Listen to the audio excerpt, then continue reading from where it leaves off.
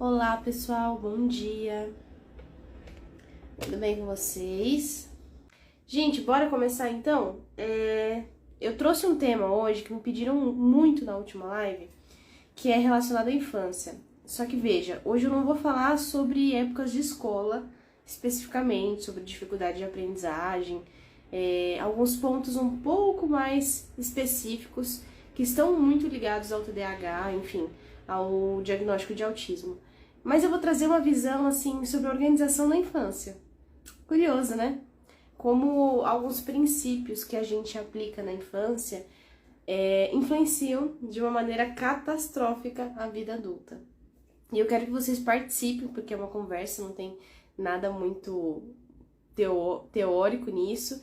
E eu quero saber a dificuldade de vocês, realmente, tá bom? Se vocês puderem compartilhar um pedacinho da história de vocês aí, vai ser muito interessante pra gente poder fazer essa troca. E eu trouxe alguns pontos, né? Veja, quando eu falo de diagnóstico tardio, eu falo de uma mala de viagem. Ellen, como assim, né? Você só usa esses exemplos assim, nada a ver.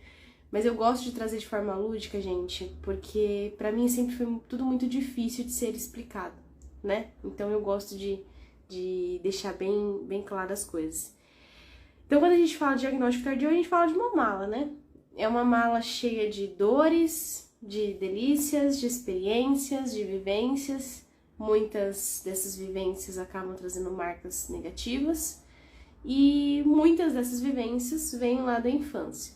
Então, pra mim, quando eu comecei essa jornada do diagnóstico, o diagnóstico ele foi uma consequência de uma vida não adaptada, de uma vida no qual eu não sabia quem eu era, de uma vida que eu não tinha certeza se eu me encaixaria ou não entre as pessoas, nos lugares que eu ia.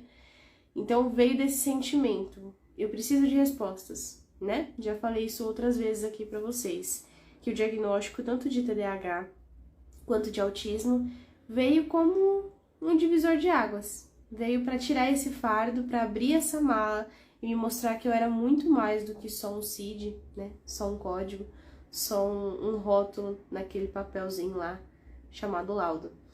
E eu costumo brincar, gente, que só não viu, só não percebeu que eu era uma pessoa autista quem não queria na infância. Eu uso muito esse termo, né?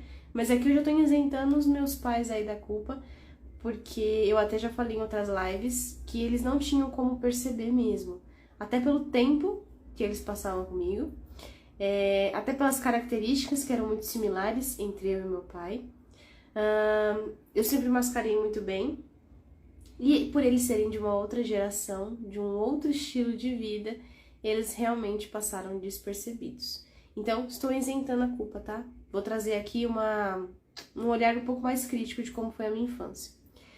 Ellen, ninguém percebeu que você era TDAH, que você tinha dificuldade de fazer tarefas, de fazer algumas coisas? Percebeu.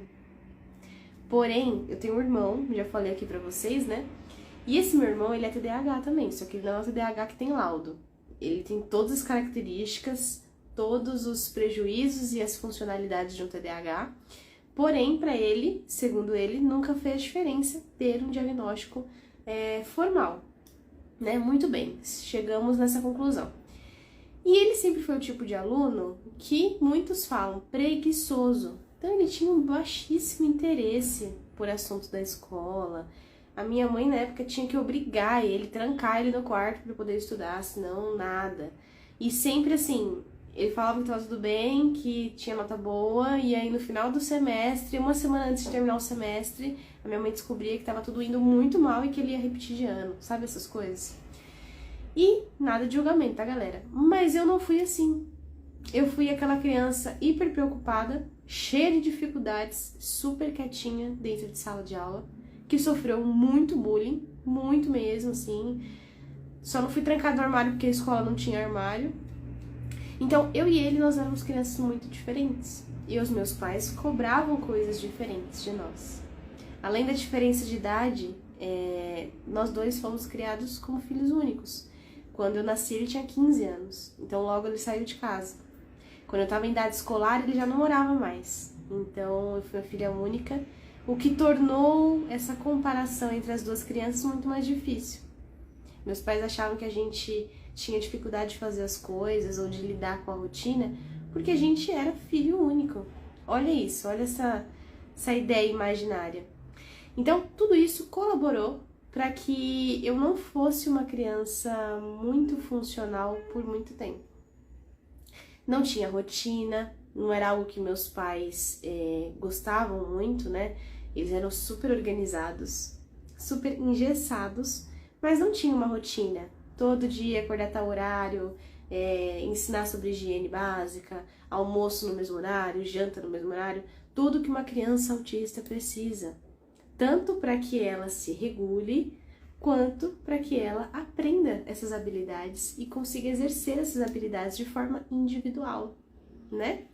Então, sempre quando eu falo sobre organização, gente, quando eu falo sobre ter uma vida funcional, eu acho que todos esses pontos, eles devem ser trabalhados lá atrás. Não quer dizer que você tá aqui na live hoje, ou que quando as minhas alunas chegam pra mim, ou quando eu tô compartilhando com vocês aqui, que não tem mais jeito. Mas é para isentar vocês um pouco da culpa. Porque tem sim habilidades que a gente tem que construir ao longo da infância, adolescência e vida adulta. Quando isso não acontece, a gente tem aquele sentimentozinho lá dentro de incapacidade, de falar, nossa, mas eu sou muito bagunceira. Nossa, mas eu não consigo decidir qual roupa que eu vou usar. Nossa, mas o meu apartamento, a minha casa é completamente um caos. Por que que isso acontece? Lembra que a gente falou na outra live que o interior, ele reflete o exterior. Se a tua criança apanhou a vida inteira, não conseguiu resolver a maioria das dores dela, né? A gente tem dores e necessidades. Geralmente isso vai refletir na tua vida física, na tua vida, né, externa. Então, problemas que eu tinha muito na infância em relação a dia, né? Falta de rotina. Então, como uma pessoa autista, né, não diagnosticada, eu nunca sabia o que esperar. Eu nunca sabia que horas eu ia acordar, que horas eu ia dormir, o que a gente ia comer, né? Então, eu costumo brincar, minha mãe nunca foi a Masterchef da cozinha, né? Ela nunca gostou muito de cozinhar. Então, ela cozinhava o que tinha, enfim, nós tínhamos uma boa uma condição financeira, porém não havia essa preocupação sobre o que eu ia comer, sobre o que eu gostava de comer realmente. Tinha muitas dificuldades em lidar com isso e muitas vezes eu não almoçava, não jantava, virava o dia sem comer por conta da seletividade alimentar. E aí, se eu não comia, ou é porque eu era fresca, ou é porque eu não dava valor, e aí vinha aquela história, ai, as criancinhas de tal lugar estão passando fome e você está abrindo mão desta bênção que é a comida. Ai, você não comeu tudo no prato, por que que você fez isso? Mas por que que você não come comida desse jeito? Por que que você passa mal quando você encosta em comida fria? Veja só, né? Várias coisinhas que quando você não sabe do diagnóstico, parece muito que a criança tá vivendo uma outra realidade, né? Uma outra coisa, gente, eu nunca fui ensinada e isso não é uma crítica, tá? Veja bem. Mas hoje em dia eu acredito que os pais devam dividir as tarefas com os filhos desde pequeno, claro que proporcionalmente à idade e à capacidade dessas crianças. Então, por exemplo, pega a sua roupa, dobra e guarda no armário. Me cobraram isso quando eu já tinha 15 anos de idade. Então, eu não fui ensinada a zelar, a guardar, a me preocupar com o que eu ia vestir, porque eles tomavam essas decisões. Então, veja, e aqui eu tô falando nem só de pessoas neurodivergentes, tá? Tô falando de pessoas neurotípicas também. Se você rouba a autonomia da criança em tomar pequenas decisões que ela pode tomar naquela faixa etária que ela se encontra, geralmente ela vai ter uma imensa dificuldade em se posicionar futuramente e escolher o que é melhor para ela. Vou trazer um exemplo, assim, pontual aqui, né? Meus pais sempre foram da igreja, a gente usava muita roupa social e, enfim, trabalho também, né? Porque o trabalho do meu pai exigia isso. Então, ele tomava as consecutivas decisões dele. Só que quando eu ia nesses lugares com eles, a minha mãe sempre deixava a roupa separada em cima da cama. E muitas vezes essa roupa era insuportável de eu vestir, por conta da minha sensibilidade a texturas. Então, às vezes eu colocava o vestido, eu colocava, eu sentia pinicar, eu sentia apertar. Ok, tinham roupas que realmente incomodavam uma criança daquela idade, mas o meu incômodo era tanto que eu evitava me mexer para não sentir aquela roupa raspando em mim. Só que se eu colocasse outra roupa, ai não, você não pode ir assim, é inadequado. Qual que seria a solução correta, gente?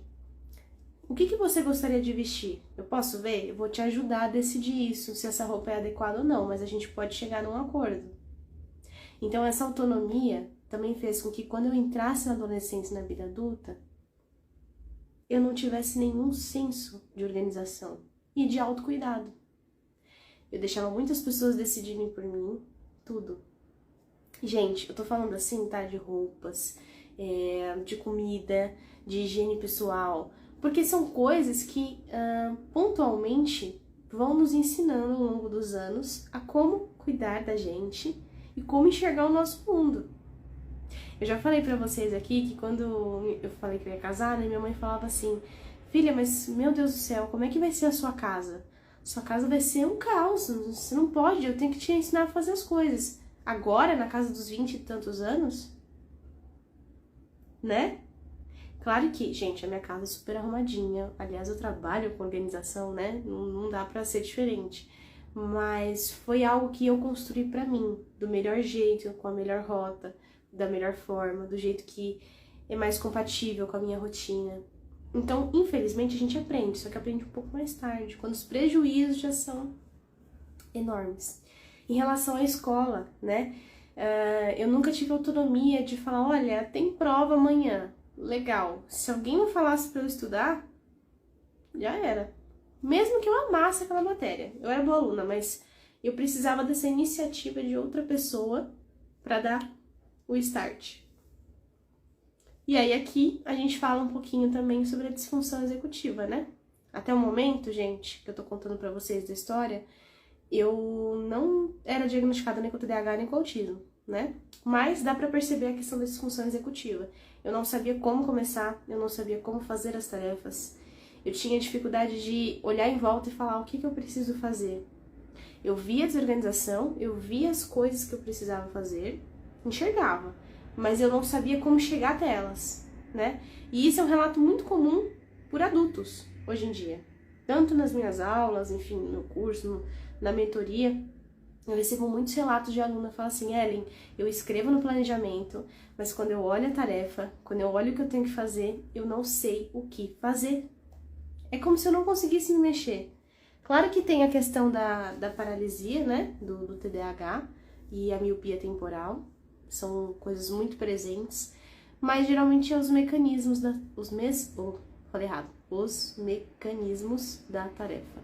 A gente não entende, não tem esse start que pessoas neurotípicas têm, né? Por isso que eu falo que é tão importante criar autonomia nas crianças.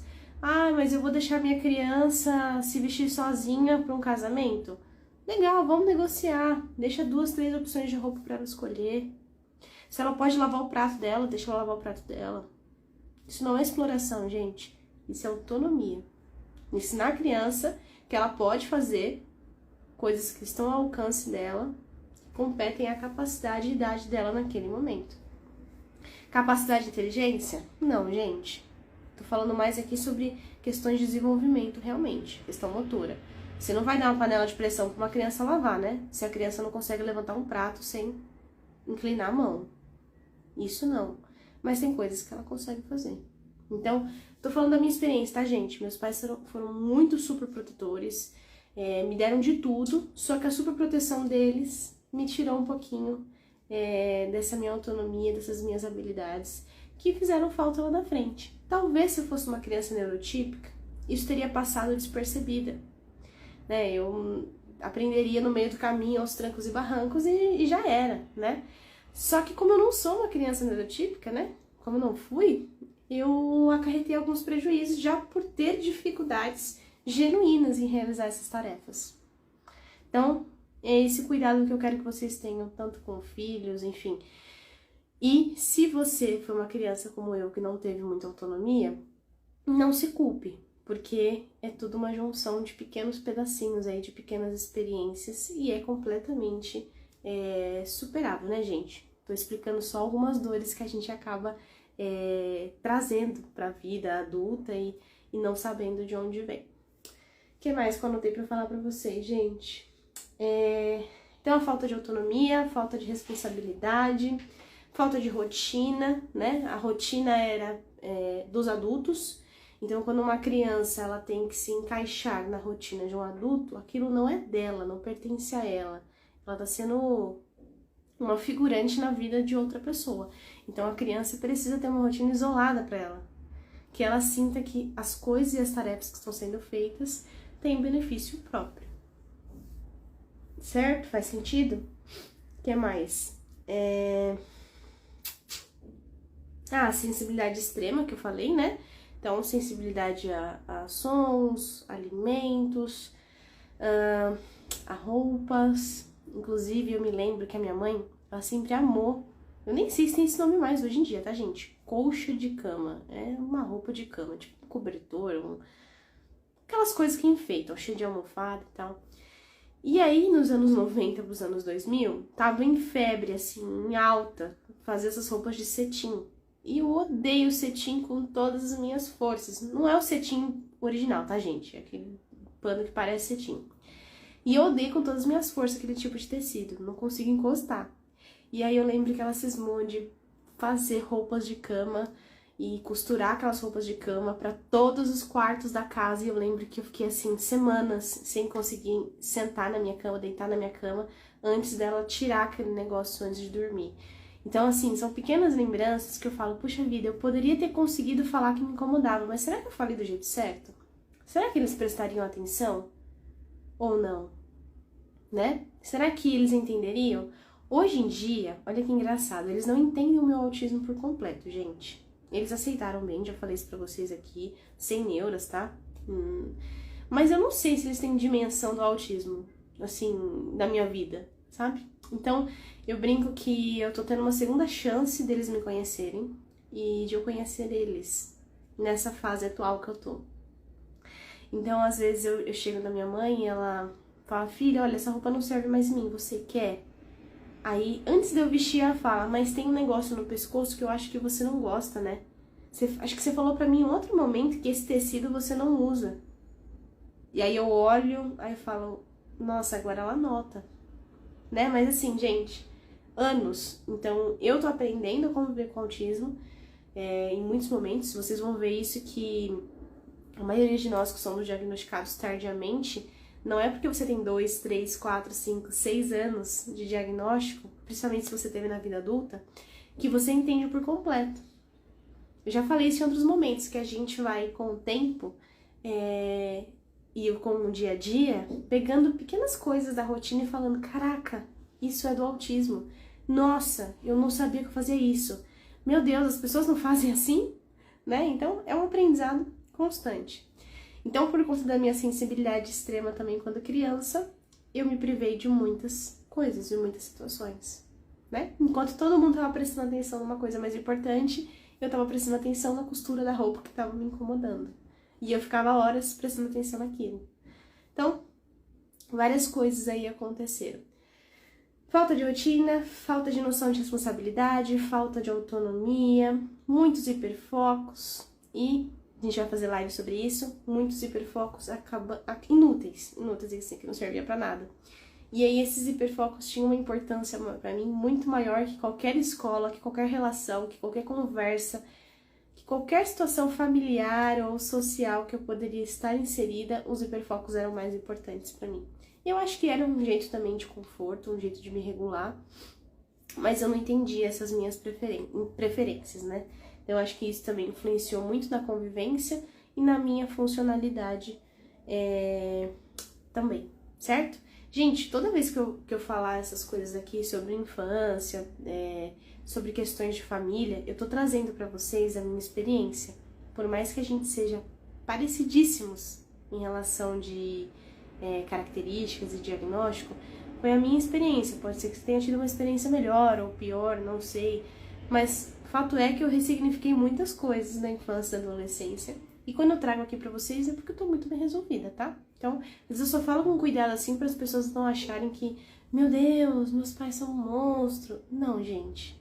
Eu já falei em outro momento isso pra vocês, que eles deram o que eles podiam dar na época, né? Eu até gravei um vídeo esses dias falando sobre isso, respondendo uma pergunta. E aí o pessoal comentou assim embaixo. Ellen, mas você não pode dar colher de chá, as pessoas têm que nos respeitar, nos aceitar. Eu falei, minha gente, estamos falando na década de 90, no qual as pessoas não eram diagnosticadas com autismo, ainda mais meninas, né? E ainda mais no meio que meus pais nasceram, viveram, condições invisíveis, né, que a gente brinca, né, transtornos mentais de desenvolvimento, não eram uma realidade para eles, né? Olha, veja bem, inclusive eles tinham vários conhecidos, né, que hoje em dia são diagnosticados com esquizofrenia, bipolaridade, depressão, e para eles todo mundo pertencia, era tudo farinha no mesmo saco, todos eles estavam deprimidos. E a gente sabe que não é assim. Então a gente tem que analisar o contexto também, tá bom? Antes da gente sair atropelando aí as informações. Gente, sobre um ponto em relação à organização, mais especificamente falando. Então, sobre roupas, sem autonomia de decisão, sobre organização de quarto, de casa, eu não tinha ideia o que tinha que fazer. Quando eu cheguei na adolescência, eu não tinha nem apreço pelas coisas físicas que eu tinha. Roupa, coisa de escritório, livros, móveis, porque eu nunca tinha tido a chance de cuidar dessas coisas.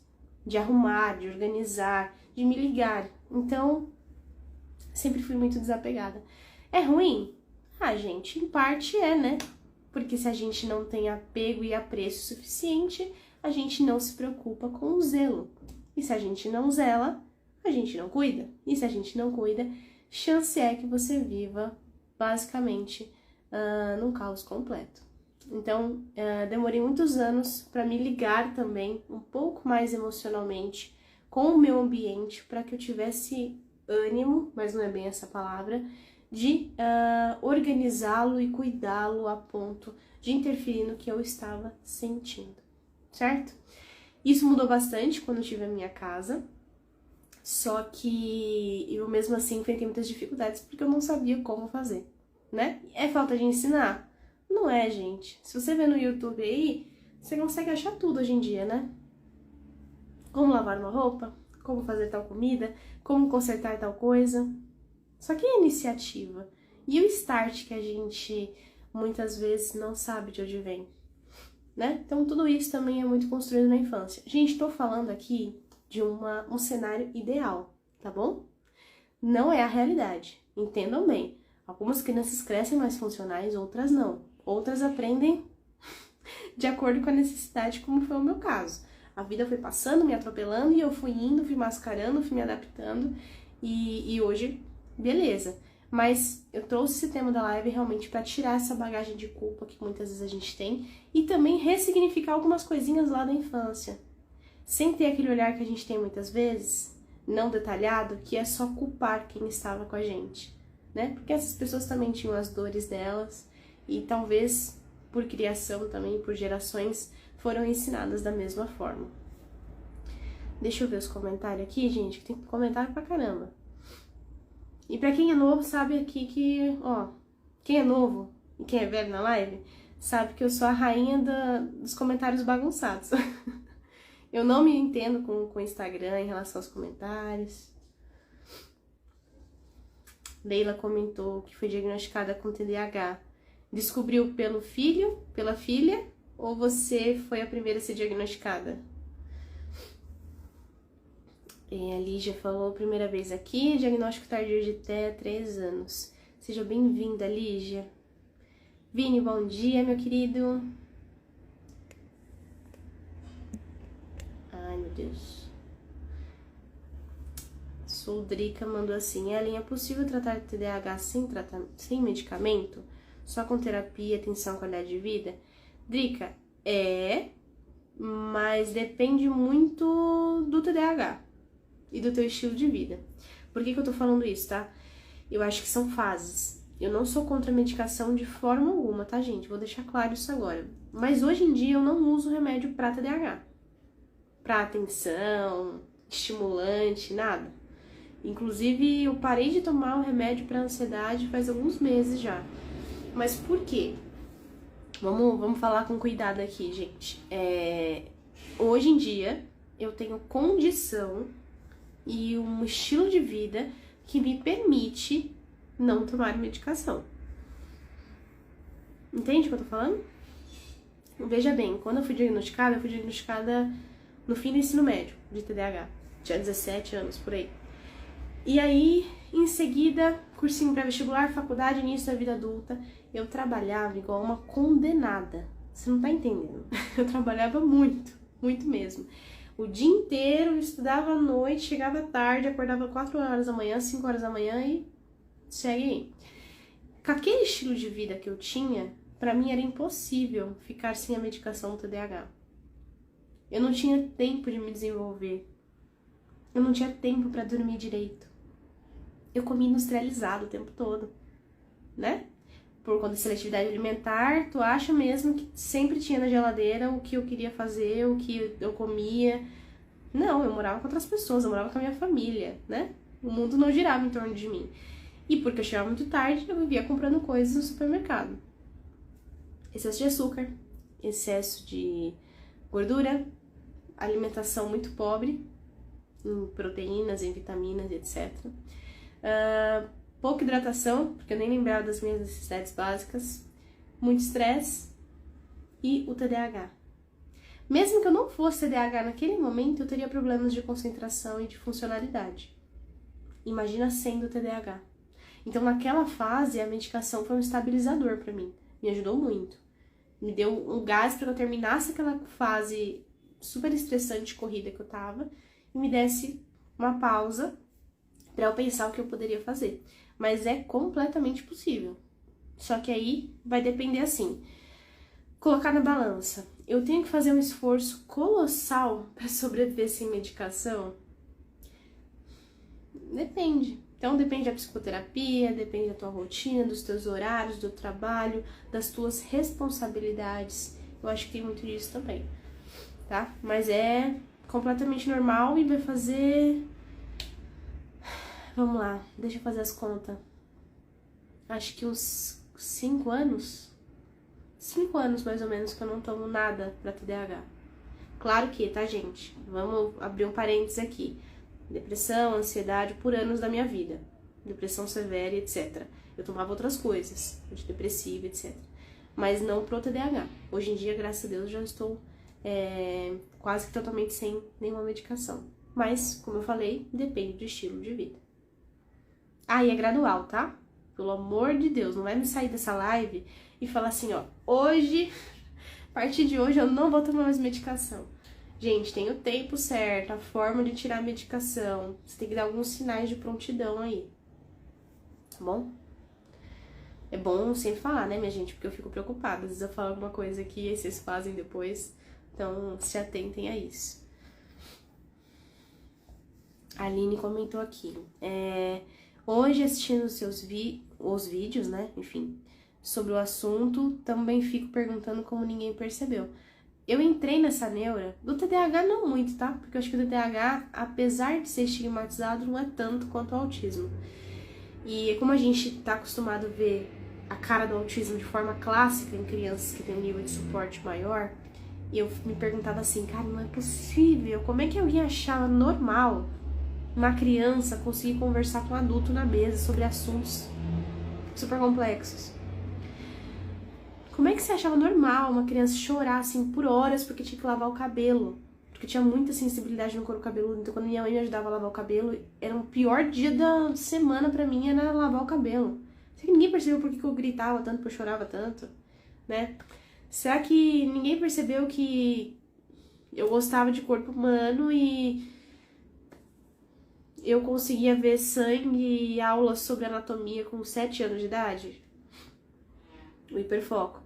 Então, assim, muitas coisas, né? Eu tô falando dos mais curiosos, tá, gente? Que saíam da rota. Só como eu falei pra vocês, eu sou a cópia cuspida do meu pai. Claro que a gente é de áreas diferentes, né? Meu pai foi pra área da engenharia, da metalúrgica. Só que na área dele, ele é muito similar a mim. Em questão de gostos, enfim, de padrão mental e tudo. Então, ele tinha o maior orgulho de eu ser a cara dele, mesmo nós dois tendo muitas dificuldades de relacionamento e convivência. Deixa eu ver. O Vini colocou aqui. Você tocou num ponto muito importante. Parece que Nossa, hoje eu tô difícil pra ler. Você tocou num ponto muito importante. Parece que os atuais estilos de vida produzem desgastes emocionais menos favoráveis ao masking. E que, ao mesmo tempo, estimula a exposição pública das pessoas. Exatamente, Vini. Eu senti muito isso quando eu vim pra internet, tá? Mesmo quando eu era um perfilzinho super pequeno. Eu não sabia o que eu deveria mostrar, eu não sabia se eu poderia ser eu mesma, ou se eu teria que encontrar um meio termo entre a Ellen autista e a Ellen da internet e a Ellen real. E aí eu comecei a entrar numa pira com isso, né, também. Eu falei, como é que eu vou ser eu? As pessoas nunca gostaram de mim por eu ser eu, sem filtros. Imagina mostrar a cara para várias pessoas na internet que não me conhecem. Mas o caminho de ser totalmente aberta, de ser eu escrachada aqui, falar do meu jeito, falar das minhas questões, foi o que me ajudou nesse sentimento de liberdade. Mas sim, o estilo de vida atual é desleal nisso.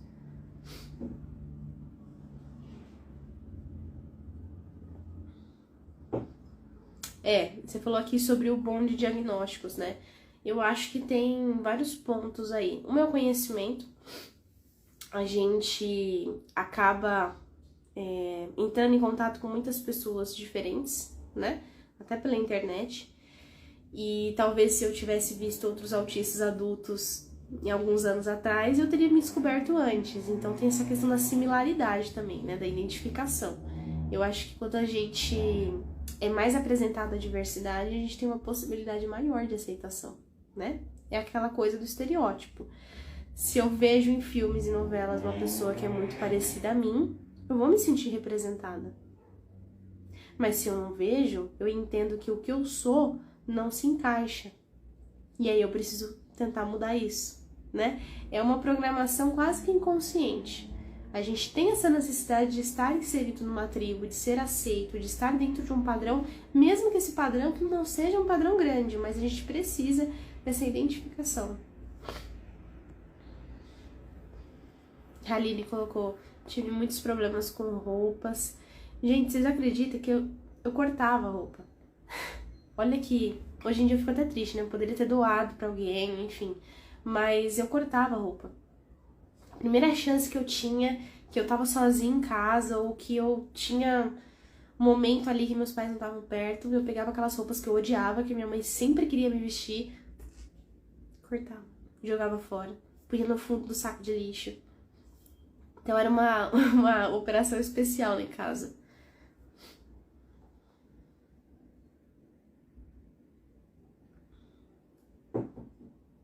Tenho seletividade alimentar, também fui chamada de fresca a vida toda. Eu entendo, Guia, entendo você.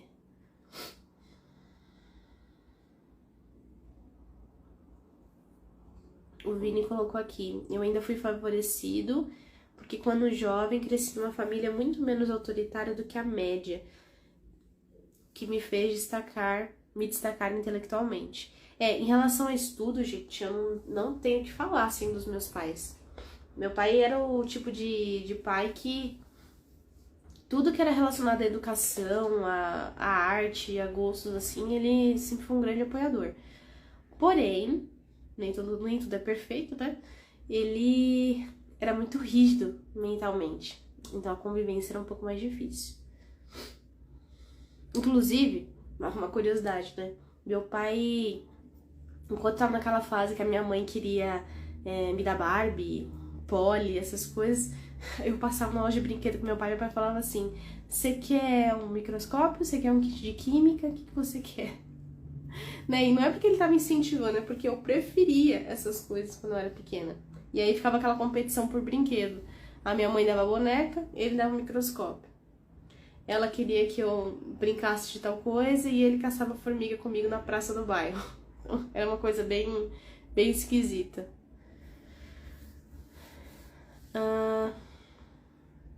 Vamos lá, deixa eu ver, Camila. Tenho muita dificuldade fazendo um trabalho sem material de referência, mesmo sabendo muito sobre o tema. Nunca sei por onde começar e demoro horas e até dias para iniciar uma tarefa. Camila, eu tenho essa dificuldade até para começar a escrever. Por exemplo, eu preciso fazer um roteiro de um vídeo sobre tal tema. Eu posso ser a pessoa que mais sabe sobre esse tema, mas eu não sei como começar, como terminar, e os conectivos eu não sei usar no meio do texto. É como se eu soubesse o tema bruto, a informação.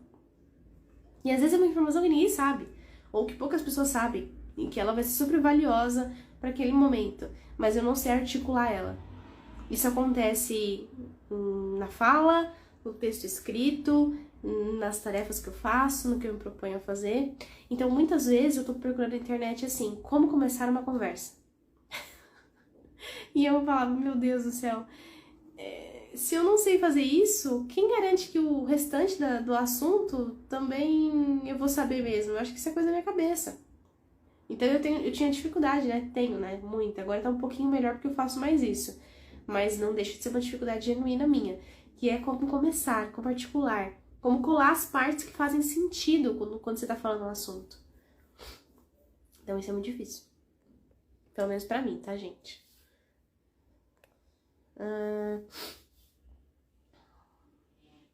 Tenho 52 anos, minha filha de 22 vai fazer os testes para o laudo neuropsicológico para confirmar TDAH. Me reconheço nas dificuldades de organização dela. Mesmo assim, não fui capaz de ajudá-la. Filhos não vêm com manual. Exatamente, Drica. E aqui, cara, não é uma crítica não, tá, gente? Eu gosto de trazer esses assuntos para que vocês tirem um pouco da culpa e até, sei lá, quiçá melhorar a relação que vocês têm com os pais de vocês, com a família de vocês, porque realmente não vem com manual. Se a gente viesse com manual, a gente nem estaria aqui conversando nessa live hoje. Vocês já saberiam que vocês são TDAHs, que vocês são autistas, o que vocês gostam, o que vocês não gostam. E, infelizmente, a vida não é assim.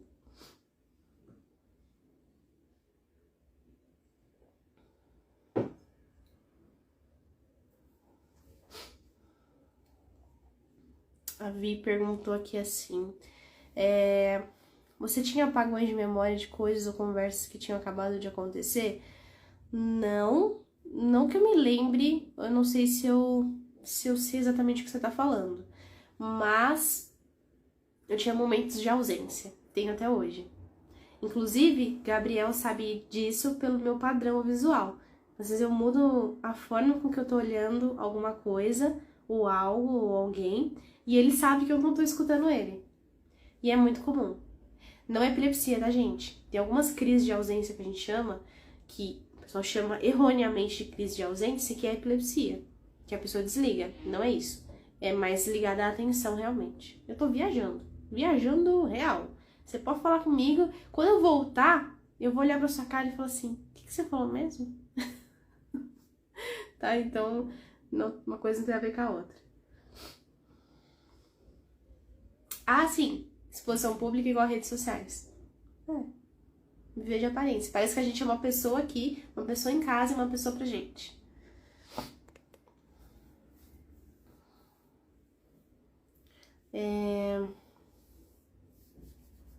Perguntaram aqui, a nível de TDAH, tenho muita suspeita, mas não tenho diagnóstico, tomando coragem pra investigar. Tem, gente. Não é formalmente aceito como é o autismo. Inclusive, eu nem acho que suporte 1, suporte 2, suporte 3 seja adequado para autismo também, porque tem uma infinidade de, como é que eu posso falar? Modulações dentro do suporte 1 do autismo. Eu sou suporte 1. Eu tenho vários colegas aqui no Instagram, enfim, na vida real, que também são suporte 1 e que possuem mais ou menos limitações que eu. Então, eu acho que separar em 3 suportes, eu acho que é colocar muito dentro da caixinha um espectro tão absurdo. Enfim, a própria palavra diz, né? E eu acredito que o TDAH também seja um espectro, porque dos TDAHs que eu conheço, que eu convivo, dos meus estudos aí dos últimos anos, tem níveis e níveis, tá? Não posso falar se é grave, severo, moderado, leve. porque isso também não define nada. Mas o TDAH, eu acredito que também seja um espectro, tá bom? Formalmente não tem essa classificação, você só vai encontrar isso no autismo, mas sim. E depende muito no que o TDAH é associado. Uma TDAH autista é diferente de uma TDAH pura, ou de uma TDAH ansiosa, ou de uma TDAH que é borderline, por exemplo. Os transtornos juntos, eles modulam outras características.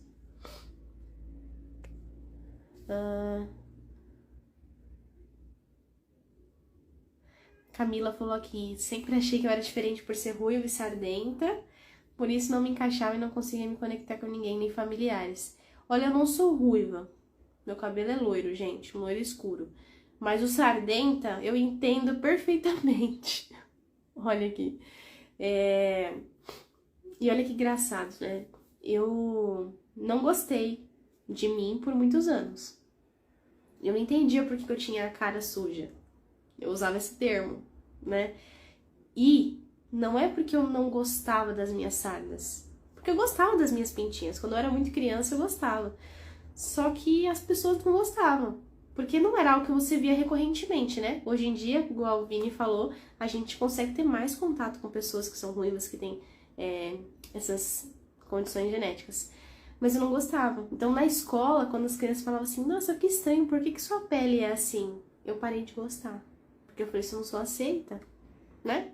Triste, né? Mas eu cheguei a esfregar com palha de aço, né? Com bombril, que nem é não sei como é que fala a cidade de vocês, porque eu não gostava. E hoje em dia, eu adoro as minhas sardas. Porque eu me entendi, eu me resolvi comigo, eram as outras pessoas que não gostavam, e tá tudo bem, né? Então, o diferente realmente acaba nos deixando mais desconfortável. Se a gente não se identifica, paciência. Agora imagina, né? Sardenta, nerd, não articulada, quieta, muitas vezes.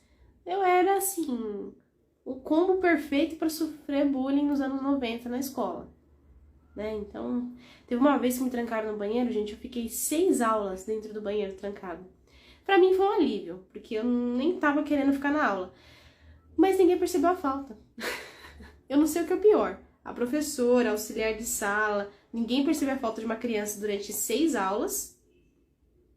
Ou eu ficar presa no banheiro e gostar, porque o ambiente da minha sala era mais hostil do que um banheiro sujo de escola. Triste, né, gente? Mas, fazer o quê? Gente, a gente faz live aqui, então, toda segunda e quinta-feira pela manhã, tá bom? De segunda-feira, sempre 9, 10 horas. Eu sempre aviso um dia antes, pra vocês se organizarem. E na quinta-feira, um pouco mais cedo, às 8 horas, porque eu trabalho no hospital e eu dou plantão, então eu preciso sair um pouquinho mais cedo de casa, certo? Vou colocar os avisos aí pra vocês durante a semana sobre as lives. E pra quem não viu, gente, eu tenho minha mentoria de organização para as minhas meninas, que atualmente está com as turmas fechadas, porém eu lancei um curso bem compacto sobre planejamento semana passada, que é o Rota do Planejamento, tá bom? É um curso para ensinar vocês a fazer um planejamento real, um planejamento adaptado para pessoas neurodivergentes, certo?